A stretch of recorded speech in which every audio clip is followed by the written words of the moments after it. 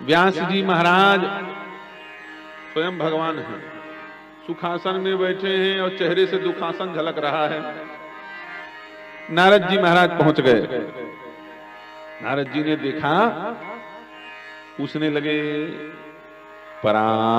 पराशर्य महाभाग भवतः कच्चिदात्मना परितुष्यति शरीरात्मा मानस एव वा जिज्ञासितं सुसंपन्नमपि ते महद्भुतं कृतवान् भारतं यस्त्वं सर्वार्थ परिबृहतम बृहतम।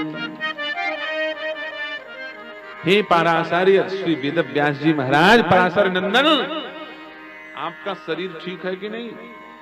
मन में कोई क्लेश है क्या? गृहस्थ आश्रम ठीक ठाक चल रहा है? कोई समस्या तो नहीं है? क्यों आप इस प्रकार से कुछ मुरझाए मुरझाए दिख रहे हो? जरूर आपको कोई समस्या है।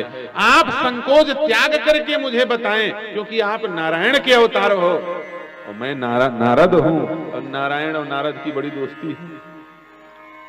भगवान भी अपनी समस्या को भक्त को बताते हैं कभी कभी।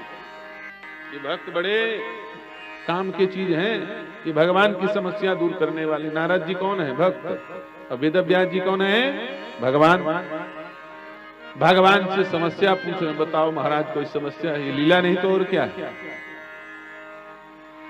श्री व्यास जी महाराज मुस्कुराने लगे, लेकिन कहा लीला है भाई, ज्यादा मुस्कुराऊंगा तो भेद खुल जाएगा, मुझे क्या तकलीफ हो सकती है? लेकिन फिर भी भक्त को श्रेष्ठ श्रेय देना है ना, नारद जी को श्रेय देना है।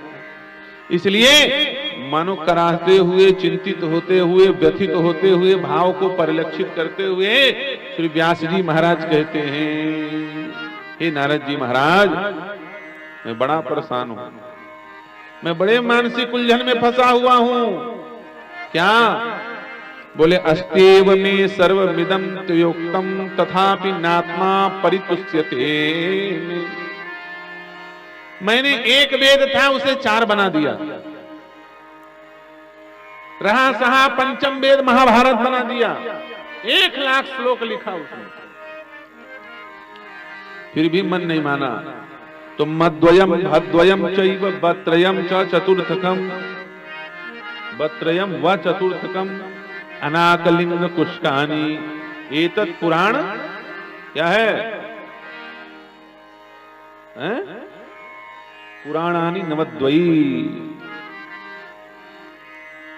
मद्वयम भद्वयम बत्रयम व चतुर्थकम। ये 18 पुराण का शॉर्टकट 21 श्लोक में नाम है। इतने पुराण होते हैं। नवद्वयी माने 9 दूनी 18, तो 17 पुराण लिख डाला मैंने। मत्स्य पुराण, मार्कंडेय पुराण, भविष्य पुराण, वामन पुराण, वायु पुराण, अग्नि पुराण, लिंग पुराण, स्कंद पुराण।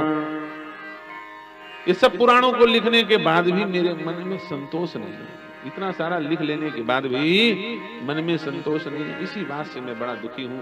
कहां पे मुझसे गलती हो गई, कहां पे मुझसे त्रुटि हुई, यह बात मुझे समझ में नहीं आ रही है।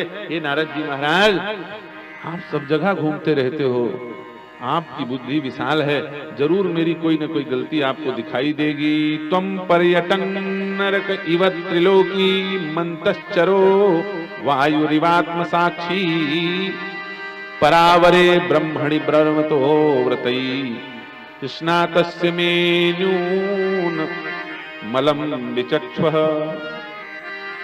आप नरक, स्वर्ग इत्यादि मृत्यु लोक सारे लोकों में भ्रमण करते रहते हो। तुम पर्यटन नरक, नरक भी जाते हो, स्वर्ग भी जाते हो, और ब्रह्मा की लोक में भी जाते हो, कुबेर के यहाँ भी पहुंच जाते हो, कहीं भी चले जाते हो। स्वच्छंद गति, गति सर्वत्र तुम्हार। इसलिए महाराज, आपकी बुद्धि बिल्कुल शुद्ध है, क्योंकि आप घूमते रहते हो। जरा अपनी शुद्ध बुद्धि से मेरे इन ग्रंथों को पढ़ के बताओ, कहां पे गलती है, कुछ गड़बड़ी है क्या? मेरे मन में संतोष नहीं हो रहा है। श्री नारद जी महाराज ने कहा, पढ़ना नहीं पड़ेगा, मैं आपके चेहरे से समझ गया आपकी क्या समस्या है।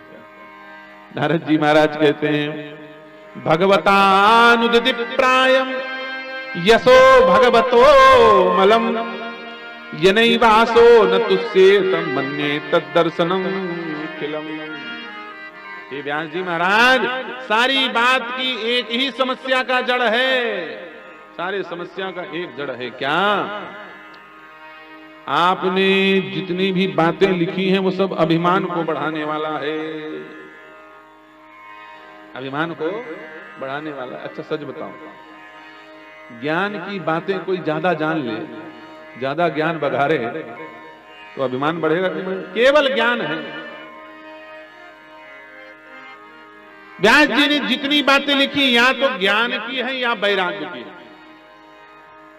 केवल ज्ञानी हो, केवल वैरागी हो, वो शांत नहीं रह सकता, याद रखना। साधु लोग जो तपस्या करते हैं बहुत क्रोधी होते हैं, भस्म कर दूंगा कहते हैं, बड़े क्रोध में। इसीलिए लक्ष्मी भाग गई बेचारी समुद्र मंथन के पास, उनके पास मांग मांग के खाओ जाओ, बड़े क्रोध वाले बने, तुम्हारे पास नहीं रहूंगी। लक्ष्मी जी भाग गई। क्यों? वैराग्य है, वैराग्य अग्नि को प्रकट करने वाला है। क्रोधाग्नि भस्मभूत कर देगी, ऐसी क्रोधाग्नि प्रकट हो जाएगी। महात्मा लोग जिनके पास केवल वैराग्य है, केवल ज्ञान है, बड़े क्रोध में रहते हैं। आवे अरे मूर्खों आदमी, फालतू क्या बात, अन्या बातों मुंचते, इनसे कोई बात नहीं कर। मौनम चरंति बिजने न परार्थ निष्ठा नैतान विहाय कृपणान बिनु, कुछ बात नहीं करना है। फालतू फालतू लोग हैं, पशु जैसे जी रहे हैं, न भजन करते न क्या, केवल ज्ञान है। और कहीं थोड़ी सी भक्ति उसमें आ गई तो वही दृष्टिकोण बदल जाएगा। अरे राम राम राम राम राम, इतना अनमोल मनुष्य शरीर बेचारे को मिला है। पशु जैसे मेहनत करके, खा करके और सो करके, आहार निद्रा मैथुन करते हुए, बाल बच्चे पैदा करते हुए मर जाएगा।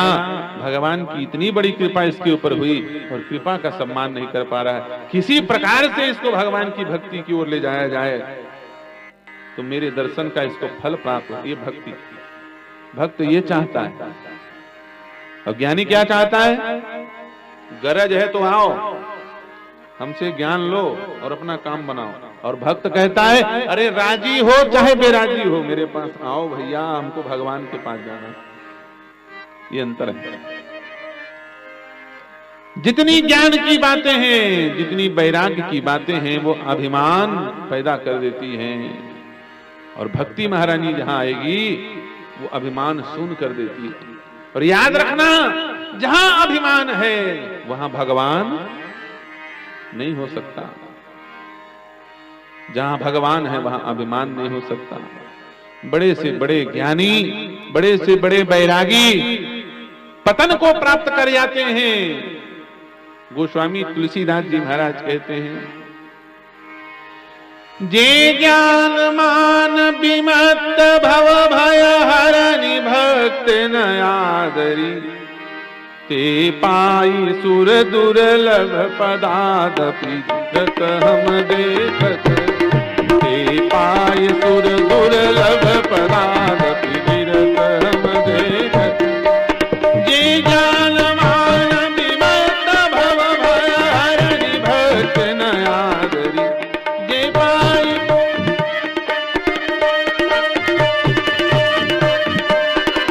ते पाई सुर दुर्लभ पदादपि गिरत हम देखत रही। ते पाई सुर दुर्लभ पदादपि गिरत हम।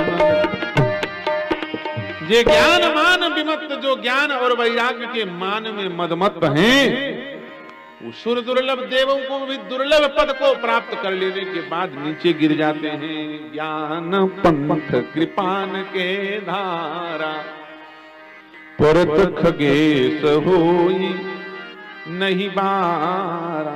तलवार की धार में चल रहे हो, जब तक बैलेंस बना है बचे रहोगे। थोड़ा सा बैलेंस बनेगा, बिगड़ेगा, बीचों बीच फाड़ देगा तलवार। तो महाराज यही समस्या है। केवल ज्ञान और वैराग्य भरा है आपके ग्रंथों में, भक्ति की चर्चा नहीं हुई है। थोड़ा सा भक्ति झलक जाए आपके शास्त्रों से, देखो भगवत कथा रस लंपट टूट पड़ेंगे, लूटने के लिए दौड़ पड़ेंगे आपके इस खजाने को। थोड़ी सी भक्ति तो भरो इसमें। थोड़ी सी भक्ति आ जाए, क्योंकि भक्ति सबको अच्छी लगती है। भगति स्वतंत्र सकल सुख खानी, लेकिन बिनु सत्संग न पावई। इसलिए भगवान की भक्ति जिससे बढ़े, ऐसा एक ग्रंथ और लिख दो। आपने 17 पुराण लिखे हैं, कोई बात नहीं, 4 वेद किया है, आप तो लिखने में एक्सपर्ट हो, एक और लिख दो, हमारे कहने में काम बन जाएगा। क्यों? क्योंकि भक्ति की बड़ी महिमा है।